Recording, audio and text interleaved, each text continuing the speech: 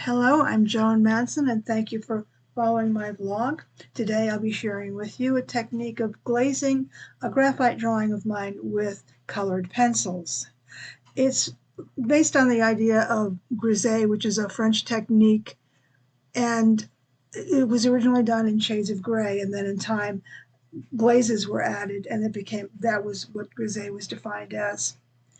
And I have been doing my own form of this for a while now, in which I work with Graphite and watercolor pencils over water-soluble graphite pencils. Here are some samples of the work that I've done so you can see what the results look like. You can also do this with Pan Pastels. I have done a video about this process, and I'll include the link for you in the description below.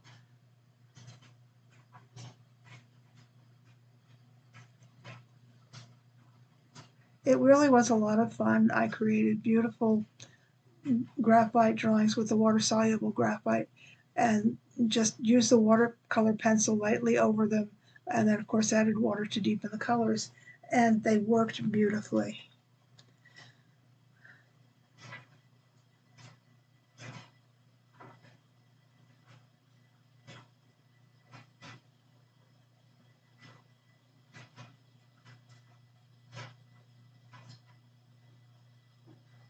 And this is a portrait I did of myself and my late dog Bernard before he was late, which I used Pan Pastels over water-soluble graphites, over graphite pencils.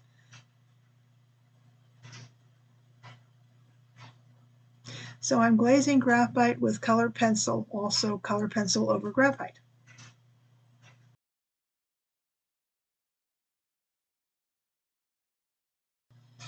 This is the graphite drawing I did. I used the matte pencils from Fabercastel.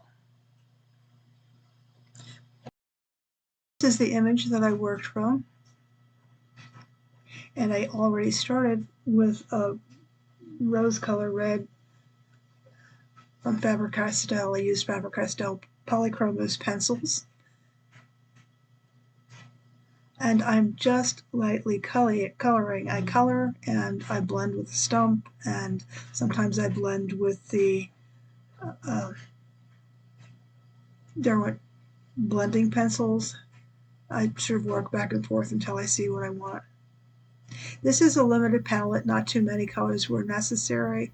I used magenta as well as this pink and a yellow for the eyes, and a little bit of the white, but just to lighten up in a few areas.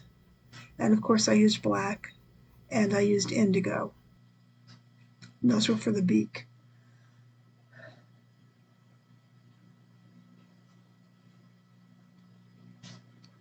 There I'm adding the magenta so I can enhance the shading. You know, of course I could just press down and make the rose a little bit darker, but using magenta or another very strong shade of the red purple family really is, for me, a much better choice. It gives you a greater distinction, and you create that edge of shadow and separation, just as you do with watercolor. And I'm going to use a blending stump to blend those colors down. I don't want there to be harsh lines. I don't want it to be a harsh separation. Sometimes there is a strong separation between light and shadow, but this is not the case, and this is not the time.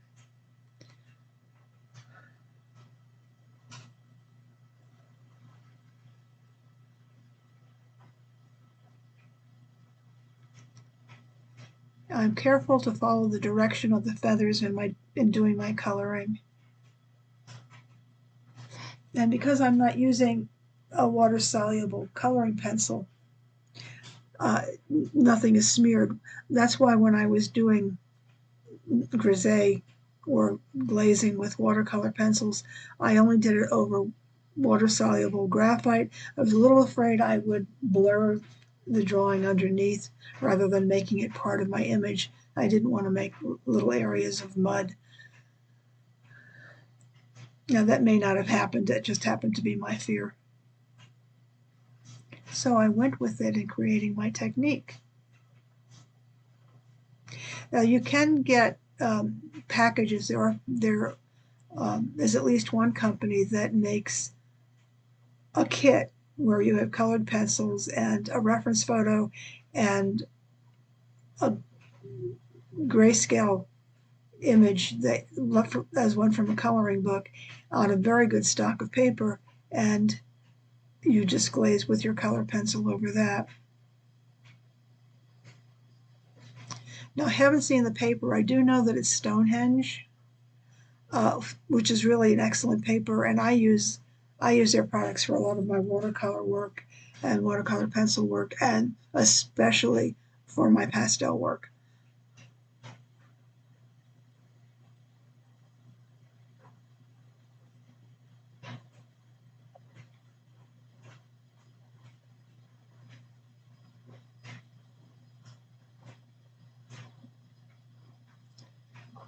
Again, just using the magenta. Magenta is a very good color to use with reds, not even with an orange red, because it bounces off the yellow and the orange very nicely because of the purple shade that's buried within that magenta.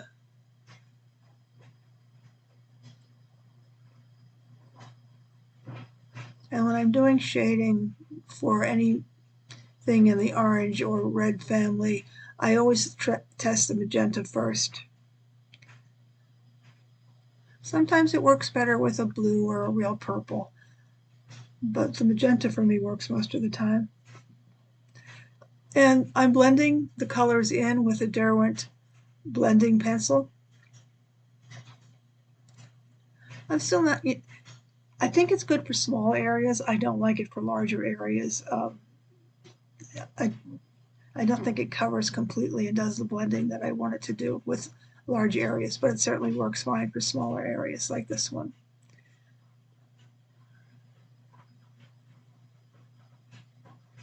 And I'm doing a combination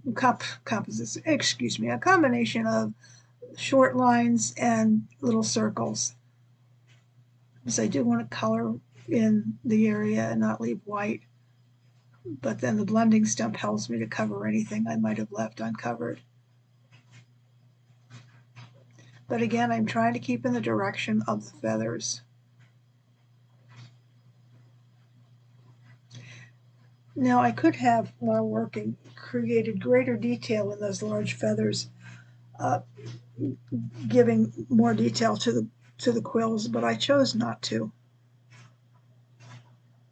I really just wanted the notion of layers and layers of beautiful feathers atop each other.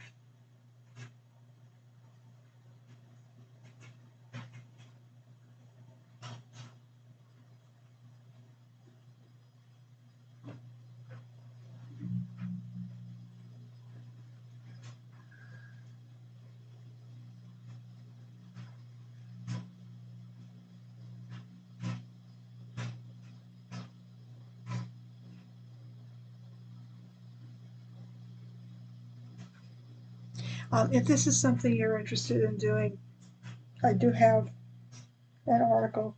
If this is something you're interested in doing with the watercolors, I do have an article in Color Pencil magazine in February 2021, which you may have read, and I explain my process a bit and show samples of my work.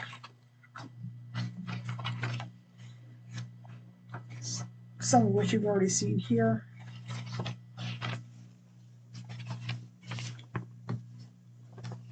It's called Glorious Glazing.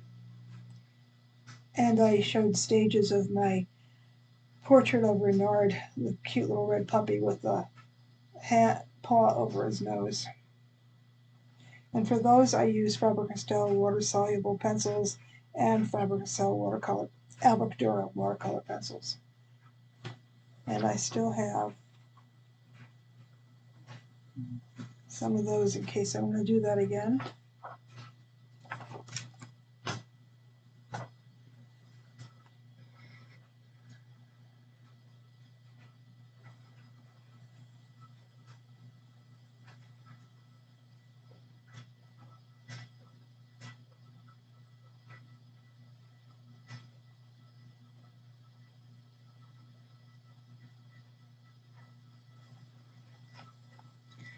I could fast forward for this, but I really want you to see where I use the shadow, how I use the magenta to create that separation. It's not such a big deal with the larger feathers, but when you're doing the smaller ones, so that they don't look like just a clump of fluff,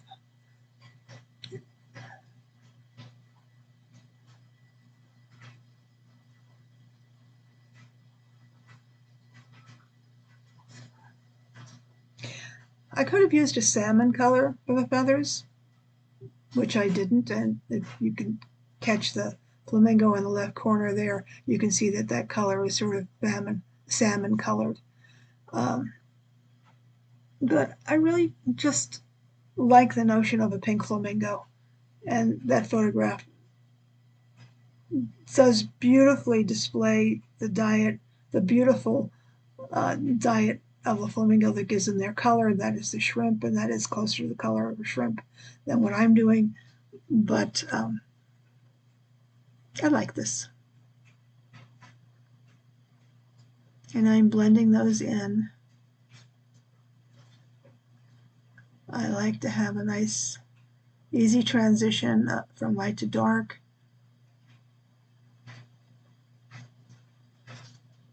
And keeping it from being harsh.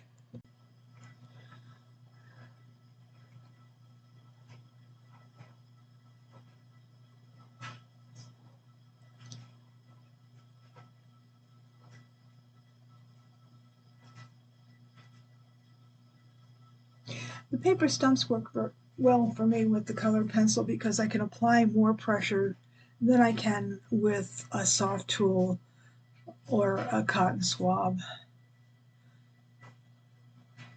when I really need to get the blending done in some areas. But again, everybody has to use what works best for them, works best for what is their signature approach to handling art supplies on paper.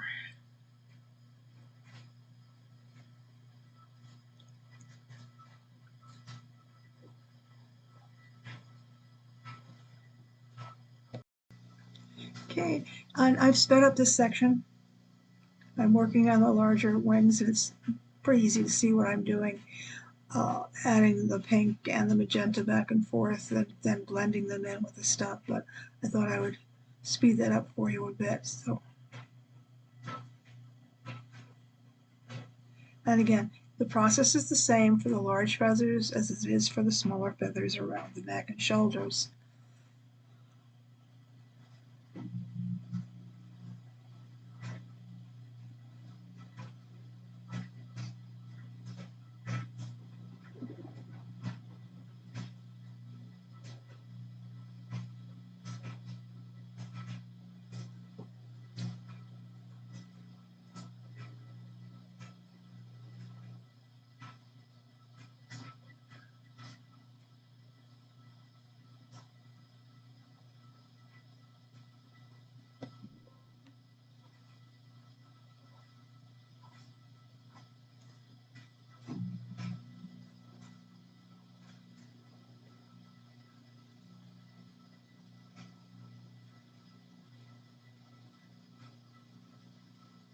And I'm still using the Graphite pencil as well as the blending stuff.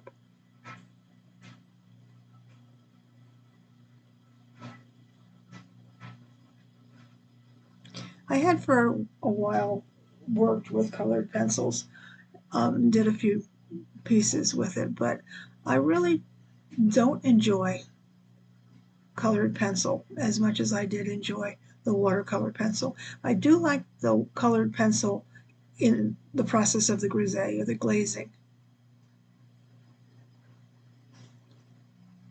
And then I can take any of my drawings that I have and turn them into color pieces. Sometimes I don't. Sometimes I really just like the way it looks in black and white and shades of gray. But sometimes, as in this case, I thought it really needed color. Now, I didn't do the water and the flamingo in the background. I left them in shades of gray. I don't know if at any point I'm going to colorize them. with the colored pencils, but when I finished this piece, I didn't feel that it was something I wanted to do. I liked having the colored flamingo up front, and the rest is a sort of foggy background.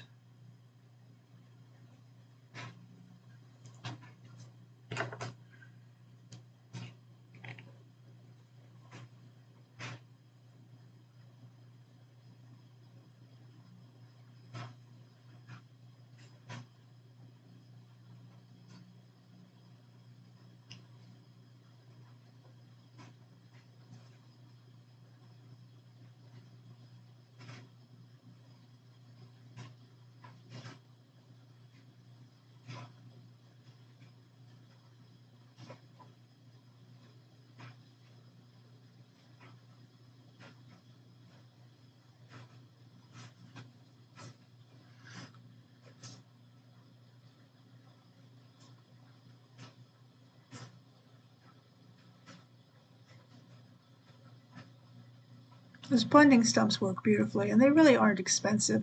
I have probably a dozen more that I haven't even used yet because they come in packages. But I have varying sizes. They work especially well with the graphite. I also have lots of sponge tools that I can use in blending the graphites. Sometimes I use more of the blending tools than I use of the actual pencil types.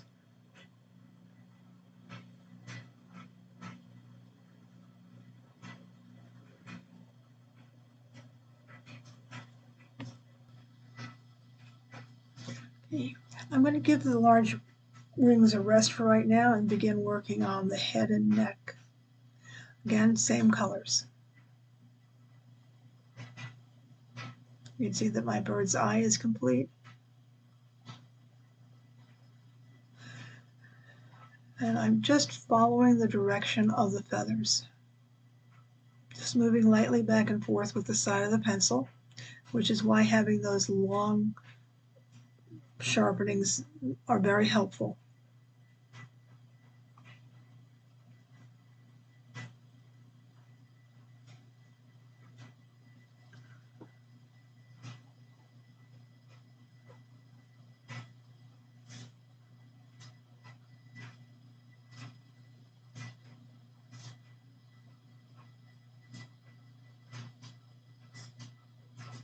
The drawing is there, the pencil marks are there. I'm glazing over it. I am not covering anything. The darkness of the pencil mark shows through the colored pencil. In the end, this won't be the case, but as we're going through and coloring, they are there, so you have something to follow. And if you've got some drawings you've done and you think they need a little bit more oomph, you can do this. Or if you're reluctant to color over your drawings, you can print them out on a good stock pencil, paper rather, like Moab, which is a paper that I use for photography. You print on both sides, and it's what I used when I made my portrait of me and Bernard, and actually I did one of my sister and her dog. It was a sturdier paper than what I had drawn, than the paper I drawn on, so it would hold the pastels better. And I know Stonehenge makes a good paper. I don't know if they make a photo paper, but if you cut it just right, you can certainly run it through your copy machine. The paper I use is a natural rag. It's double-sided, 8.5 or 11 force. This through your copy machine, or your printer rather. It's MOAB, and the line is Entrada, ENTRADA, and it is not cheap. These 25 sheets of paper cost over $50, so I use it when I need it. I don't just spit it out. But it's a fine art paper, and as I said, print on both sides, so if you accidentally put it through on the wrong side, don't worry. And you know, I've used this paper for a very long time and done some very nice work with it. And I believe you might want to take a look at these, or there are other papers you can use and take a look at. But the point is, you take a photograph of or scan your drawing and print an image out onto this kind of a paper, and you can start coloring from there, or you can do watercolor pencil from there because it'll hold it, or you can do pastels on it. There are so many tools that help you to extend it. So you'll have the drawing and you'll have a color version. And you can do this with any of your black and white work.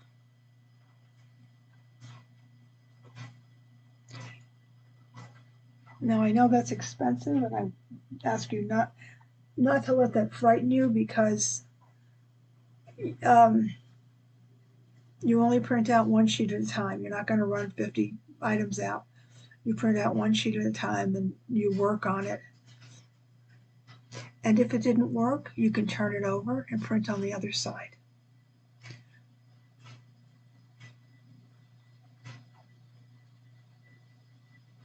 That happens to me sometimes by accident in my drawing pads. I did a lovely, in fact there's a short video about it, drawing of a giraffe, and I didn't realize until afterwards that the drawing papers had stuck together, and I had inadvertently turned the pad around when I was drawing, and I had a sketch for a painting that I had done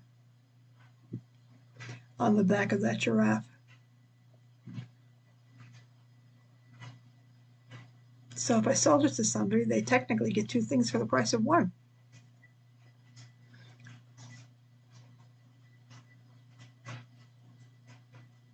Still working on the hairs at the head.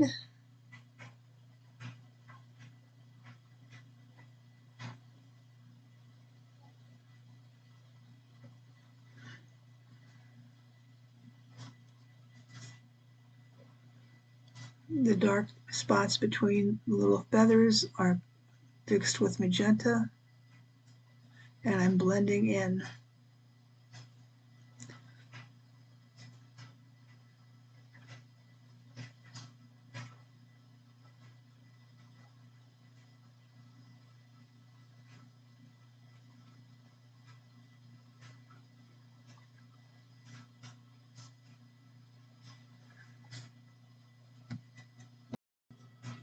Once again, I forgot to push that little record button while I was finishing up, but I completed the beak and the rest of the feathers on my bird, but I chose not to do the background, instead leaving it as a sort of smoky, distant background. If you wish to see more of my videos, you can just click on that subscribe button and that little bell as a reminder, and I would appreciate a thumbs up. Thank you for watching.